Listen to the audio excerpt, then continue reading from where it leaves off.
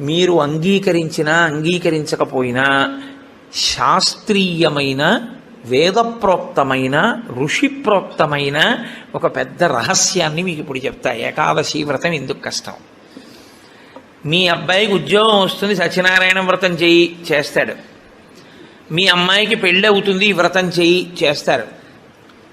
నువ్వు చచ్చిపోయేటప్పుడు ఈశ్వరుడు గుర్తొస్తాడు, చచ్చిపోయేటప్పుడు ఎలా ఉంటుందో అలా ఊహించుకుని ఈ వ్రతం చేయి అంటే ఇప్పుడు వద్దులేండి తర్వాత చేస్తానంటే కదండి.